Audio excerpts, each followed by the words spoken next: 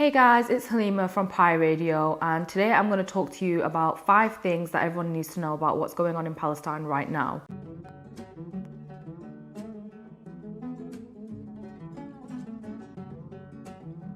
The first thing that I want to talk about is the fact that what is happening in Palestine is actually not a religious conflict. A lot of people have the misconception that it's some age-old conflict between the Jewish population and the Arab Muslim population, and in actuality this is not true. So before the State of Israel was established in 1948, the 3 Abrahamic religions, Christians, Muslims and Jews, for who Palestine is a very, very important territory, they all peacefully coexisted. Everyone had equal claim and equal stake in the land that later came to be Israel.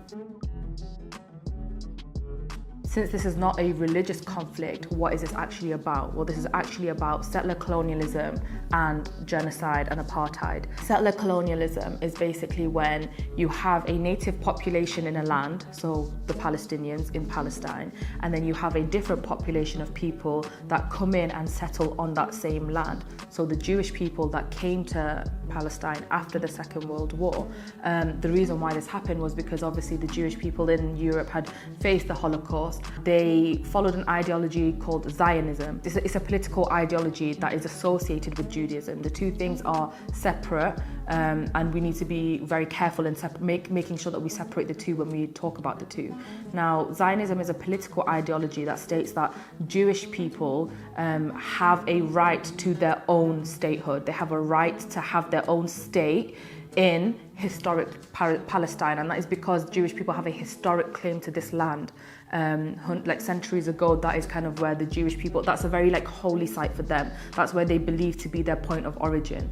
So because they believe that they have a claim to the Palestinian land, they basically pursued that claim, and because of what they had faced during the Holocaust, the Western powers, the UN, the UK, who actually in 1948 was in control of Palestine, had assumed control of Palestine, basically came up with this plan and the partition plan and given up Palestine to the Jewish population to create a 2 states, which is Palestine for the Arabs and Israel for the Jewish people. However, the way that this was allowed to happen was through settler colonialism. So this foreign population of people coming in to the Palestinian land, displacing Palestinian people to create their own communities. As a result of this, to this day, over 550 Palestinian villages and towns have been destroyed.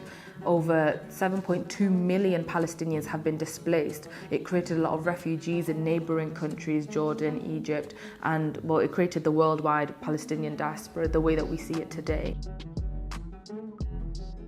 A lot of people have this misconception that it's a Middle Eastern problem, that it's to do with the Palestinians and the Israelis, when actually, as I mentioned before, the West has a lot to do with it. In the first instance, Palestine was colonized by Britain, it was occupied by Britain. So it was Balfour, who was the British Home Secretary at the time, who basically offered Palestine as a land to split up and allow the Jewish people to come in. To this day, the US, they're in a massive military alliance with Israel. They pledged $380 billion over 10 years. So that's $3.8 billion every single year that the US give in aid to Israel, which basically goes towards the IDF, which is the Israeli Defense Force, that's the Israeli army, who are responsible for brutalizing Palestinian people, for displacing Palestinian people, for destroying Palestinian villages and towns and homes. It's actually Western countries at large,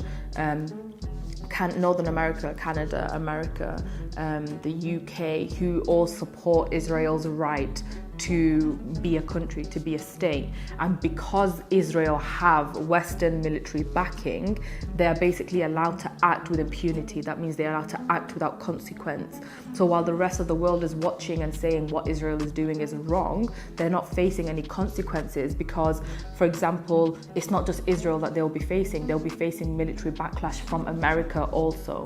And the reason why America is so heavily involved with Israel is because of geopolitical gain. That means Israel is in a very important position in the Middle East.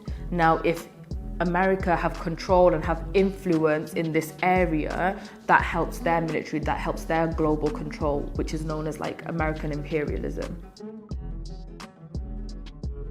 As I mentioned, this conflict has been going on since 1948, and things have always been bad for the Palestinians. There are always protests, there are always what people call intifada, which is like the uprising. Since it was created, the Israeli state has never stopped its program of ethnic cleansing and apartheid. However, recently, the kind of press coverage that we've been seeing have been in response to the displacement of a number of families in the neighborhood of Sheikh Jarrah in Jerusalem.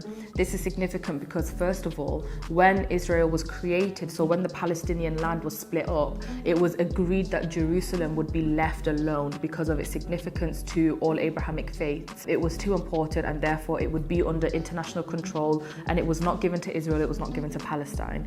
However, in 2018, Donald Trump, when he was still president, came forward and named Jerusalem to be the capital of Israel, which basically undid over 70 years of consensus and really diminished the Palestinian right to self-determination. Secondly, it's just plain old apartheid and settler colonialism. Like, they are literally uprooting people whose homes have always been in that area. They're just walking into these homes, kicking out the people, not letting them back in. The recent protests started off with these displacements and these illegal evictions, by the way. Like, the settlements that Israelis are creating on Palestinian land, they are internationally recognized as being illegal in accordance to international law. As a result of this, Palestinians were holding peaceful protests. This was all during the month of Ramadan as well, which is the holiest month in the calendar for Muslim people. And the Israeli army, so the IDF, responded with violence. They were attacking people with skunk water, with rubber bullets, and it culminated in an attack on the Al-Aqsa Mosque, which is the third holiest mosque in Islam. During Ramadan, one of the holiest nights in Ramadan, over 200 people were injured, numerous people were killed. And recently as well, they bombed a building that was an Al Jazeera headquarter in Palestine. Al Jazeera are a news company, for those who don't know. And I think it's really important that we question why exactly would they bomb a journalist headquarters. Now, the fifth thing that I want to talk about is this idea of two sides and the idea that Israel are acting in self-defense.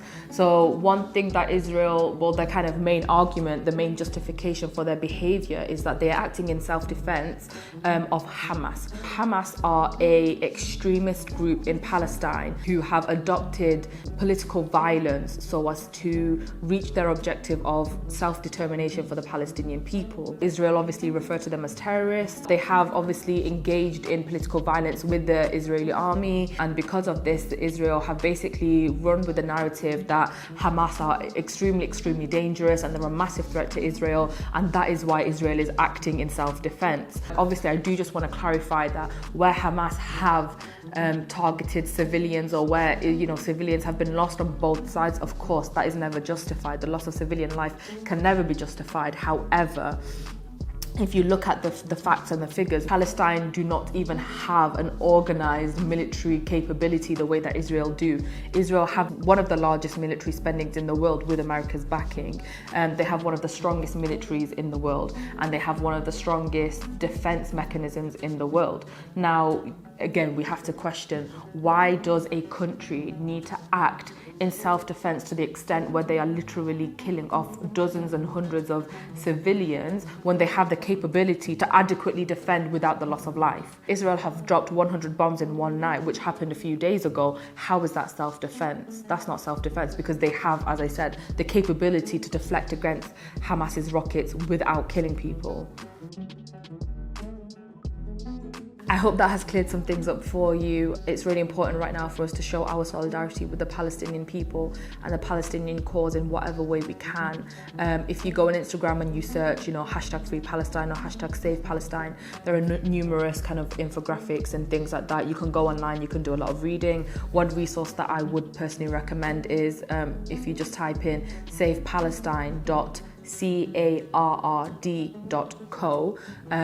It's basically like a master sheet that has a load of learning materials, and it has a load of donation links. So definitely please do try to be as engaged as you possibly can and spread the word.